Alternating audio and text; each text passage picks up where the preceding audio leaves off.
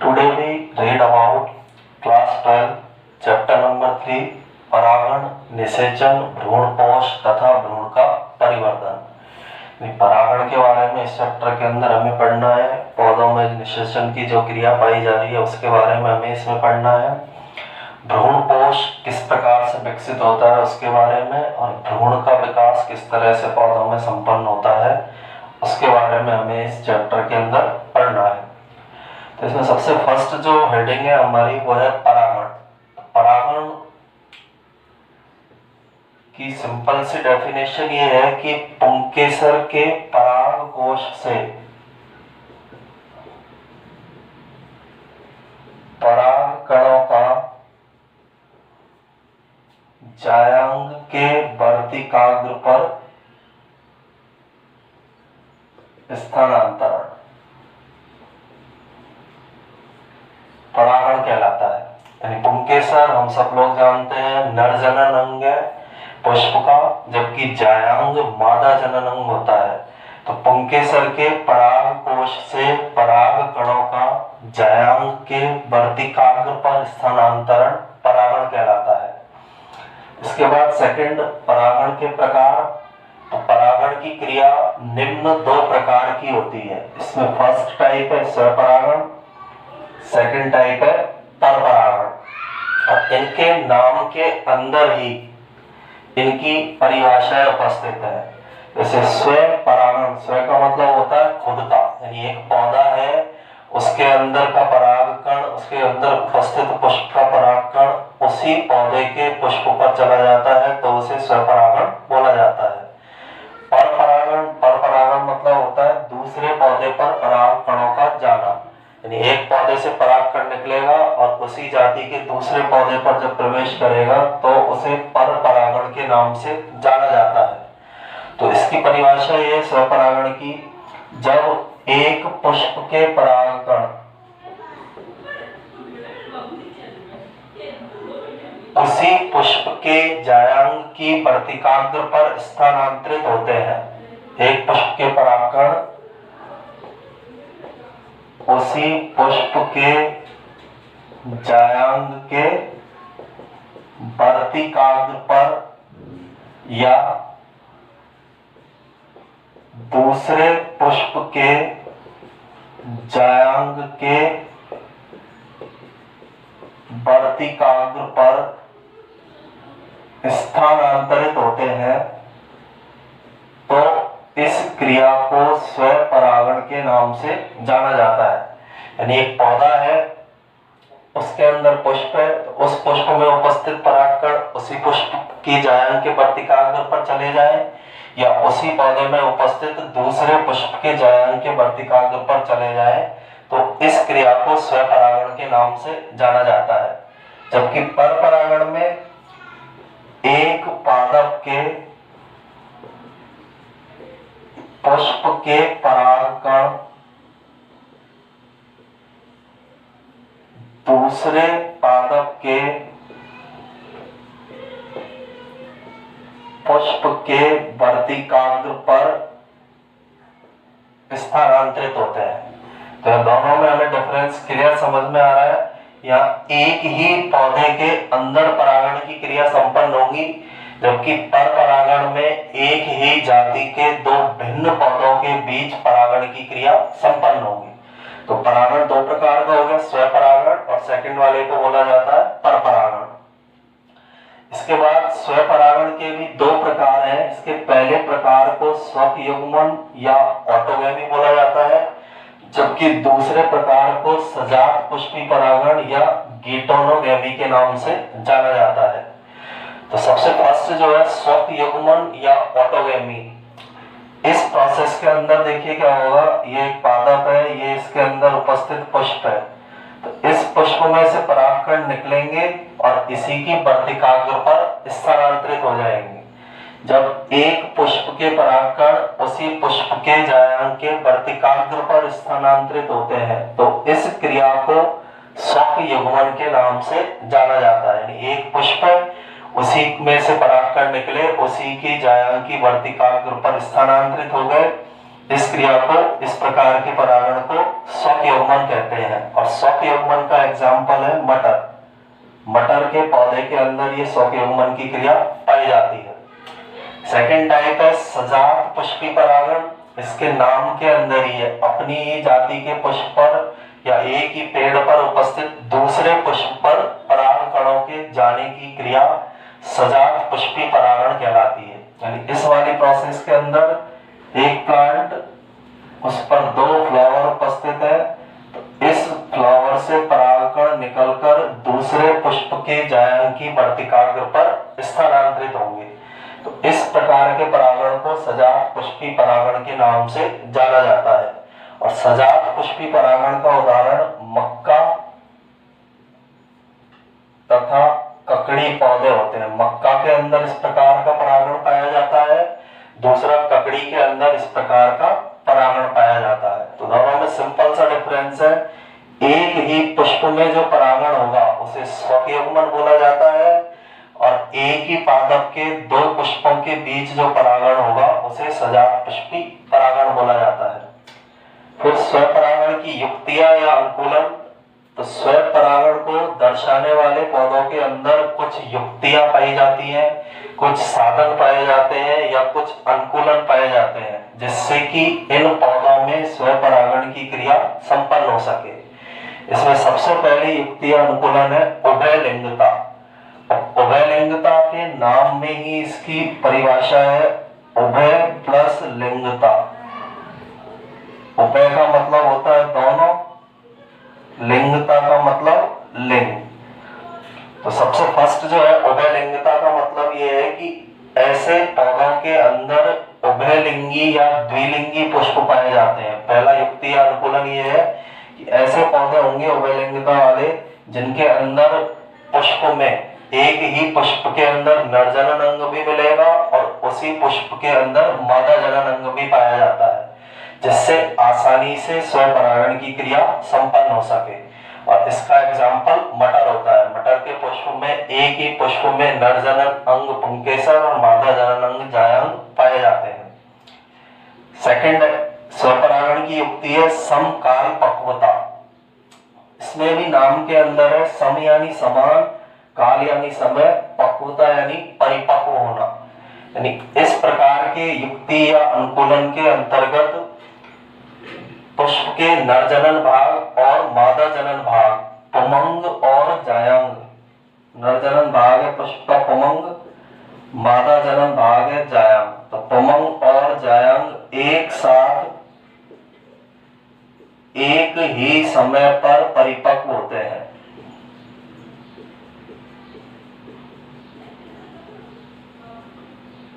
समकाल पक्वता का मतलब क्या है?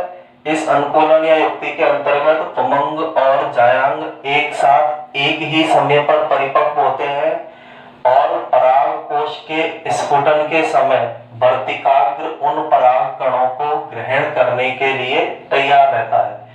एक साथ दोनों परिपक्व होंगे, इसके बाद जब पराग कोश का स्फुटन होगा उसके अंदर से जब पराग कण निकलेंगे तो उन पराग कणों को ग्रहण करने के लिए वर्तिकाग्र तैयार रहता है।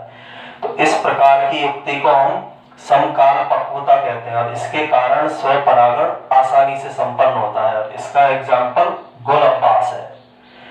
फिर तीसरी स्वपरागण की युक्ति है अनउन्मिलियता। अनउन्मिलियता का मतलब है कि कुछ पौधों के पुष्प कभी भी नहीं खुलते हैं, पुष्प हमेशा बंद रहते हैं।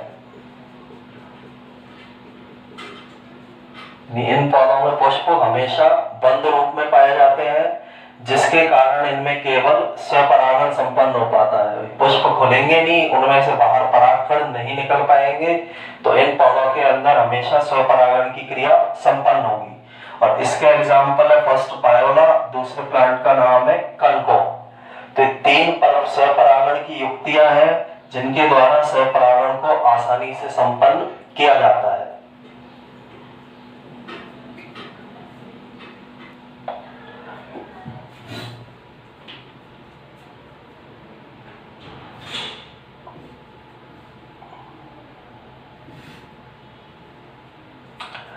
इसके बाद परागण का सेकंड टाइप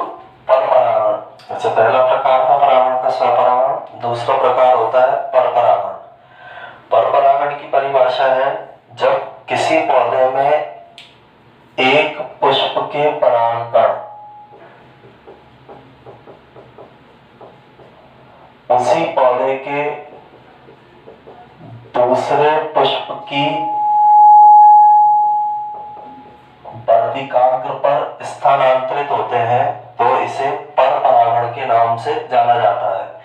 एक पौधा है, ये दूसरा पौधा है उसी जाति का, तो यहां से परागकण निकलकर जब उसी जाति के दूसरे पौधे की वर्तिकाग्र पर स्थानांतरित होते हैं तो इसे परपरागण कहते हैं। परपरागण को ही तकनीकी रूप से सजात परागण भी कहा जाता है।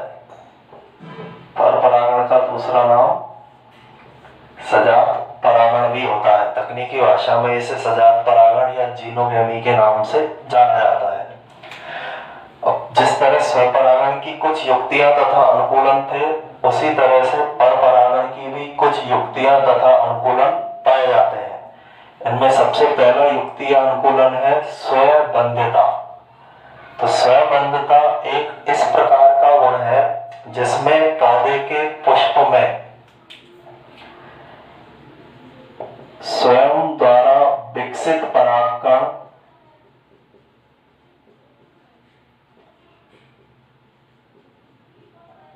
उसी पौधे के पुष्प की वर्तिकाग्र पर अंकुरित नहीं हो पाते हैं। यानी इस गुण के अंदर होगा, ये एक पौधा है, उसमें जो पुष्प है उससे जो परागकण उत्पन्न होंगे वो उसी पौधे में उपस्थित दूसरे पुष्प की वर्तिकाग्र पर जब जाते हैं तो उनका अंकुरण नहीं हो पाता है। इसलिए इस प्रकार के पौधों में स्वपरागण संपन्न नहीं होगा, केवल परपरागण संपन्न होगा। और इसका एग्जाम्पल होता है अंगूर और राखी बेल। अंगूर के पौधे में और राखी बेल के पौधे में स्वबंध्यता का अनुकूलन पाया जाता है। सेकंड परपरागण की युक्ति है एक लिंगता। अब एक लिंगता का मतलब है इस प्रकार के अनुकूलन में या तो पौधे में के पुष्प में नर जनन अंग होंगे या फिर पौधे के पुष्प में मादा जनन अंग पाए जाते हैं। दोनों एक साथ पुष्प में उपस्थित नहीं होंगे, या तो इसमें नर जनन अंग होगा पुष्प में या फिर मादा जनन अंग उपस्थित होगा। और एक जनन अंग अनुपस्थित है पुष्प के अंदर, इसलिए इनमें केवल परपरागण की क्रिया संपन्न हो सकती है। इसका उदाहरण है पपीता। पपीता के पौधे के अंदर इस प्रकार का गुण पाया जाता है। अब यहाँ हमें दो पौधों के बारे में याद रखना है। एक का नाम है लौकी, सेकंड का नाम है तोरई। तो ये ऐसे पौधे हैं जिनमें एक ही पौधे पर अलग अलग एक लिंगी पुष्प उत्पन्न होते हैं। जैसे एक पौधा है, इसी पर नर जनन अंग वाला पुष्प, इसी पर मादा जनन अंग वाला पुष्प पाया जाता है। तो एक लिंगी पुष्प होते हैं, एक लिंगता का गुण मिलता है, लेकिन इनमें सजात पुष्पी परागण पाया जाता है।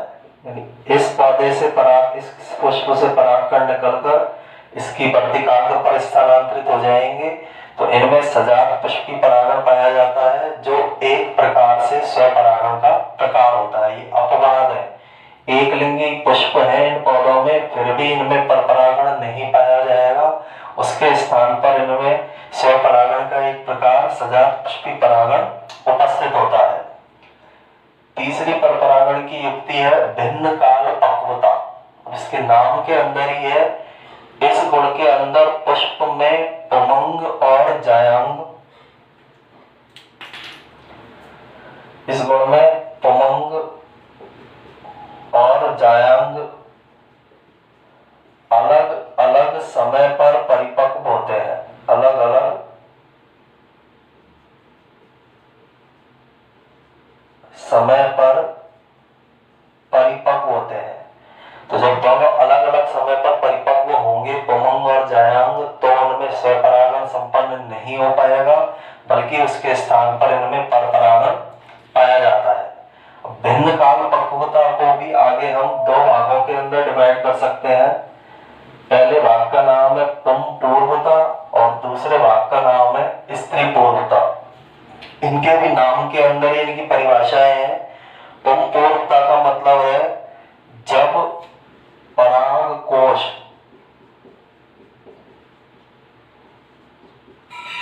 वर्तिकाग्र से पहले परिपक्व होता है तो इस गुण को पुंपूर्वता के नाम से जाना जाता है। इस गुण के अंदर परागकोश का परिपक्वन वर्तिकाग्र से पहले हो जाता है।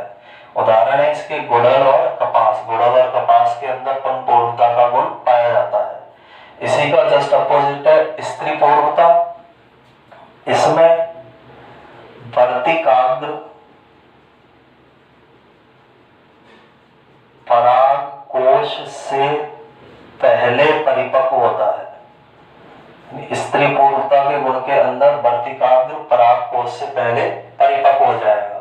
और इसका उदाहरण है चंपा और बरगद। चंपा और बरगद के पौधे के अंदर स्त्री पूर्वता का गुण मिलता है और इन दोनों को आपस में मिलाकर भिन्न काल पक्वता कहते हैं, जिसके कारण पर परागण की क्रिया संपन्न होगी। नेक्स्ट चौथा जो अनुकूलन या युक्ति है वो है हरकोगमी, या इसे हम अवरुद्ध परागणता भी कहते हैं।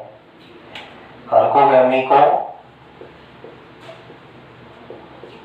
अवरुद्ध परागणता के नाम से भी जाना जाता है। इसी का दूसरा नाम है हरकोगमी का अवरुद्ध परागणता। इस युक्ति या अनुकूलन के अंदर वर्तिकाग्र और परागकोश के बीच किसी प्रकार का संरचनात्मक अवरोध बन जाता है।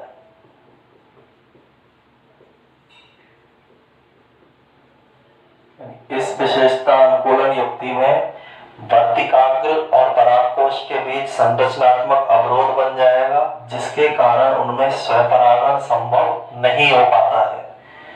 इसका एग्जाम्पल पहला है कैरियोफिलेसी कुल के पौधे।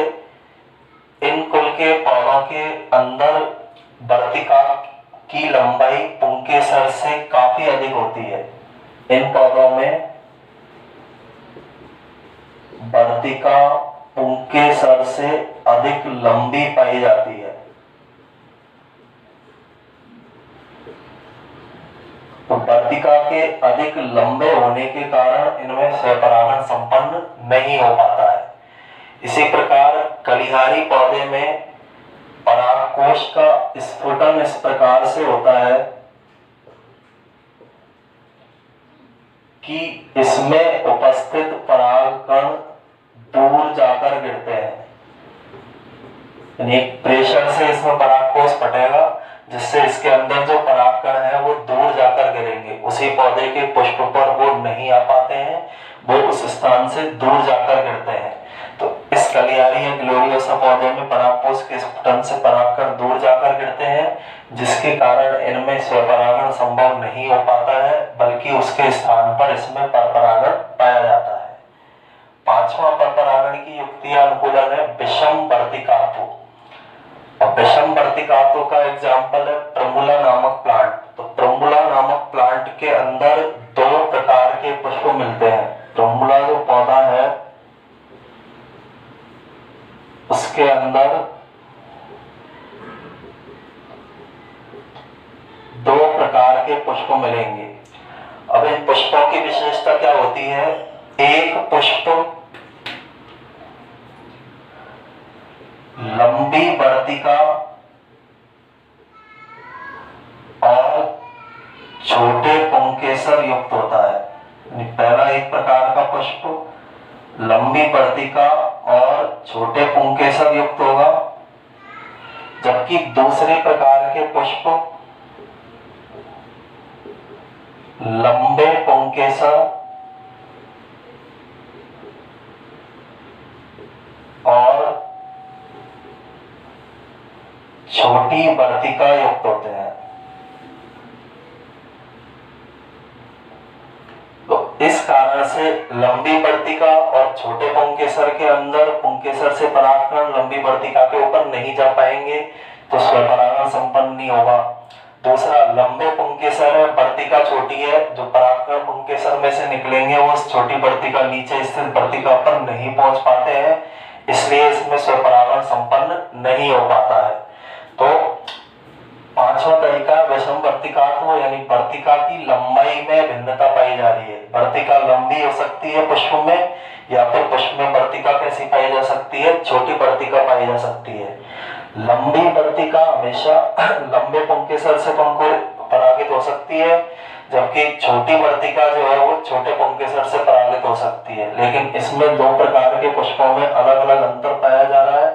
लंबी वर्तिका के साथ छोटे पुंकेसर वाले पुष्प है, लंबे पुंकेसर के साथ छोटी वर्तिका वाला पुष्प है, इसलिए इनके अंदर स्वपरागण संपन्न नहीं होगा और उसके स्थान पर परपरागण पाया जाता है। तो 5 साधन, युक्तियां, अनुकूलन है जो परपरागण की क्रिया में सहायता प्रदान करने का कार्य करते हैं।